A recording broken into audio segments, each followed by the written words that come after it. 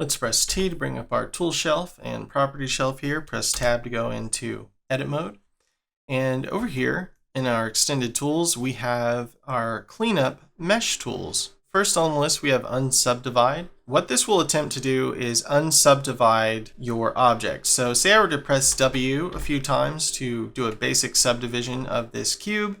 If we press unsubdivide, it's going to attempt to undo those subdivisions. So that works out really well for this, nice simple cube here. Let's say we were to press Tab to go into object mode, press X to delete that, press Shift A and add monkey, S to scale, and maybe tap W a few times to smooth that up. Press Tab to go back into edit mode. With a more complex object, say this Suzanne head here, if we press unsubdivide, we're not going to always get the exact expected results. But this can be really helpful, say you were sculpting or something like that. So in case you've forgotten, you can always allow your mouse to hover over things and get kind of a basic explanation. So next we have three-sided faces, and this will try to convert all the faces of this object into triangle shapes. So for instance, this face here has four sides, 1, 2, 3, 4. If we were to press three-sided, it will split this up into three-sided faces or triangulate them. So if we were to press A to select everything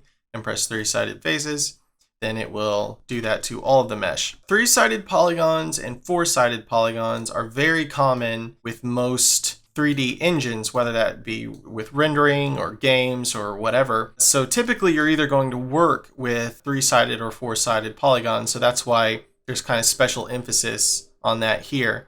So the four-sided faces, of course, will do its best to convert everything into four-sided polygons or quad polygons. But as you can see, some of these just simply aren't going to be able to do that without some special attention. We have this button here, select non-quad. If we click this, then this will show us by selecting every face that's not a quad shape and let us know, okay, so if we want everything to be quad shaped within this mesh object here, we're going to have to do something about all this stuff here. So we talked about how when we're dealing with organic mesh objects such as this, and especially things that are using subsurface modifiers, typically we like things to be either three-sided or four-sided faces. One of the ways that they become not four-sided faces is when they are merged together or dissolved. So we have this dissolve menu of options here. Rather than starting with the top, I'm going to actually start with the bottom here and explain my way upward. If I were to select an edge here and press dissolve edges, basically it's going to merge the mesh that was separated by that selection of edges. So if I were to shift select these two edges here and press dissolve edges, it's going to dissolve these faces into each other. I could then select the edge between those and press dissolve edges again and dissolve that. This is now an n-gon shape because it has more than four sides. And sometimes it can be deceiving how many sides a face has. Really the best way is to go into vertex selection. So if we shift scroll down and then press Z, we can easily see these vertex points, and there's nothing hidden on these edges, but occasionally you'll find an extra vertex point somewhere indicating that a face has more sides than you thought it did. But going up, we have dissolve vertices, which, I'm sure you can imagine what that will do after seeing what dissolve edges will do.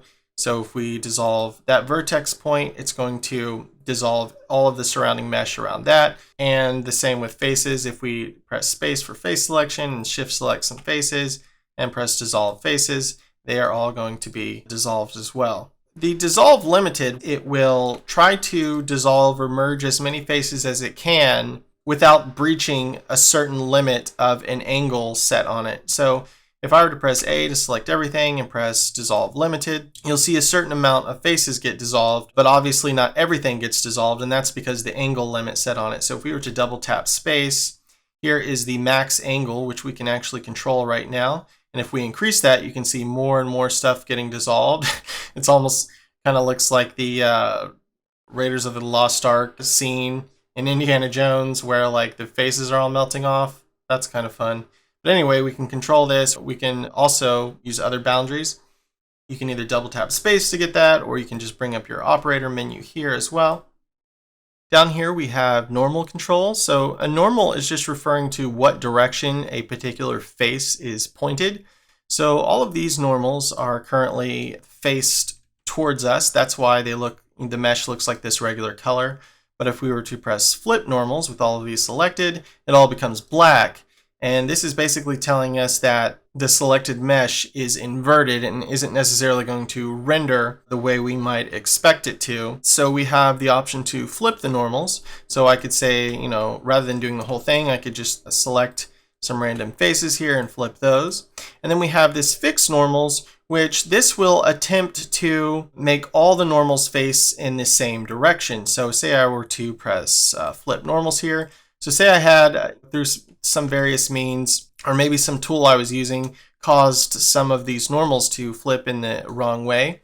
Rather than try to individually find each one and flip their normals, I could press A to select all and then press fix, and this will attempt to make all the normals face in the proper direction. We can actually see the backside of this normal here from when we did this unsubdivide, which kind of made this look screwy. But that's not actually facing the wrong way, it's just the mesh coming inside of that ear. So we'll fix that real quick. The fill holes will attempt to fill in holes within the mesh. So say I were to shift select some faces here and tap X to delete those. If I press A to select everything and press fill holes, well, it did some work over here, but it did not, fill these. So I typically don't use that a lot.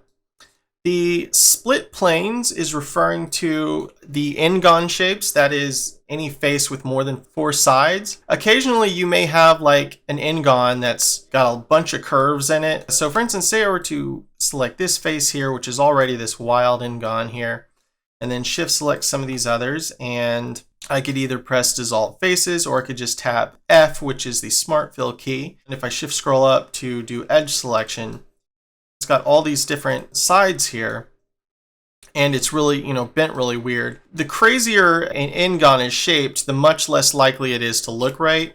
So that's what the split planes will attempt to do. So if we select this and press split planes, it attempts to add some more geometry to that face and split it up so that it's not, bending so crazy. It didn't do a super wonderful job for us there, but it did at least split those planes as advertised.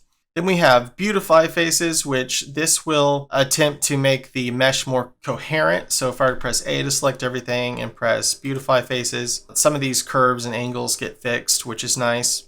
The merge loops here, this is pretty similar to the dissolve edges. So if I were to shift scroll up to do edge selection and shift select some edges and press merge loops, it's going to merge the spaces between an edge loop and then merge doubles. This is especially good if you're importing resources like objects and things that other people have created and you really don't know if there's a bunch of extra junk or something within the mesh. Say for instance, we hold control and middle mouse to do a precise zoom on in here.